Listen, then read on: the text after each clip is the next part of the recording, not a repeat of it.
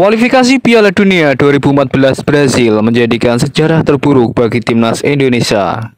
Di tengah dualisme kepemimpinan PSSI di bawah Johar Arifin yang membawahi kompetisi Liga Primer Indonesia atau LPI, dan PSSI tandingan dengan membawahi kompetisi ISL atau Indonesia Super League.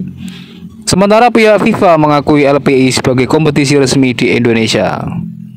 Jadilah musim itu menjadi dua kompetisi besar yang ada di Indonesia, yaitu LPI versus ISL.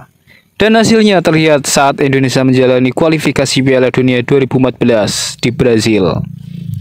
Para pemain-pemain langganan timnas terpecah jadi dua, ada yang ikut klub ISL dan sebagian ikut klub IPL. Sedangkan aturan FIFA hanya boleh memainkan pemain dari klub yang ikut kompetisi yang resmi yang diakui oleh FIFA, yaitu IPL. Jadilah pemain seperti Christian Gonzalez dan Bambang Pamungkas tidak ikut dalam kualifikasi Piala Dunia kala itu. Akhirnya skuad Garuda tidak diperkuat penuh oleh talenta-talenta terbaik kala itu karena dualisme itu, dan PSSI pun sering gonta-ganti pelatih secara sporadis. Pada kualifikasi Piala Dunia 2014, Indonesia tergabung dalam grup E bersama Iran, Qatar, dan Bahrain. Sebuah grup neraka bagi Indonesia. Meskipun Qatar dan Bahrain pernah dikalahkan Indonesia di final Piala Asia 2007. Namun tidak untuk kali ini. Skuad Indonesia saat itu yang compang-camping dan penuh masalah dualisme PSSI di dalam negeri.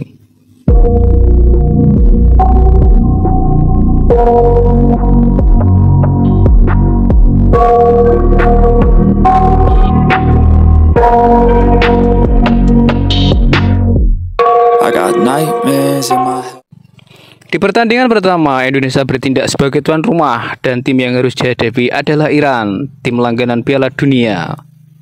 Pada tanggal 2 September 2011 di Stadion Gelora Bung Karno, Indonesia saat itu harus mengakui keunggulan Iran dengan skor telak 3-0.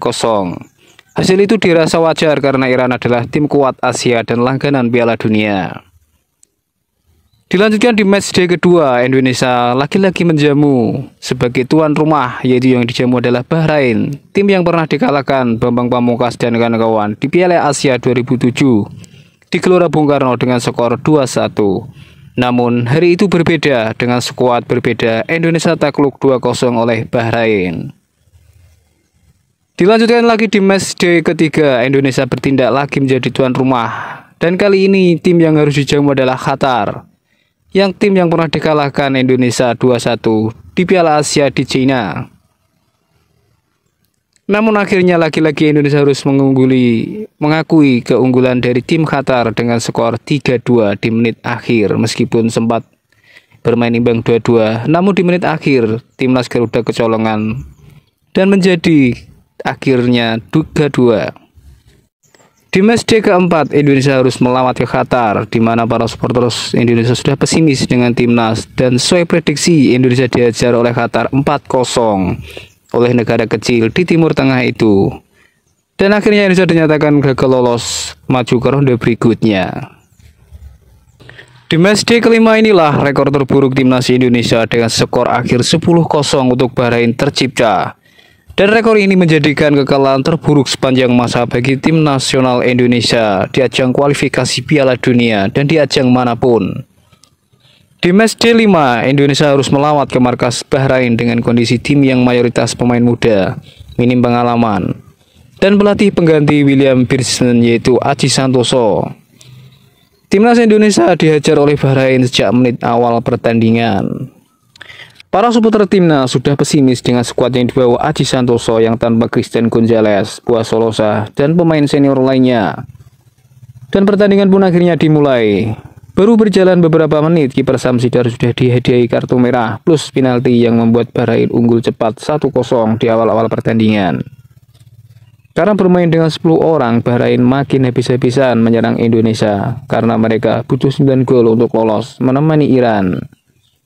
Akhirnya Bahrain menambah keunggulan melalui Al-Anawi menit 16. Tak sampai di situ, Indonesia terkena penalti lagi dan sukses gol. Ditambah gol sundulan menit 42 dan akhir babak pertama, Indonesia tertinggal 4-0.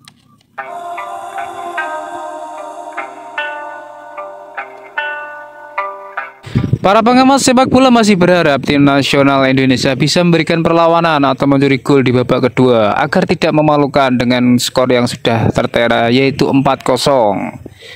Namun alih-alih timnas Indonesia mencuri gol di menit-menit awal, timnas Indonesia sudah kebobolan lagi oleh Al-Alawi dengan gol keduanya pada menit 61 menjadikan skor 5-0 untuk keunggulan Bahrain. Dan setelah itu Indonesia sepertinya tanpa perlawanan. Pundi-pundi gol Bahrain pun terus berdatangan hingga skor akhir peluit panjang babak kedua dibunyikan oleh wasit. Skor menjadi 10-0 untuk Bahrain. Sungguh skor yang sangat di luar masuk akal dan sangat aneh, di mana kala itu Bahrain membutuhkan 9 gol untuk bisa lolos dan menggeser posisi Qatar di posisi kedua. Dan anehnya hal itu bisa dilakukan oleh Bahrain terhadap Indonesia.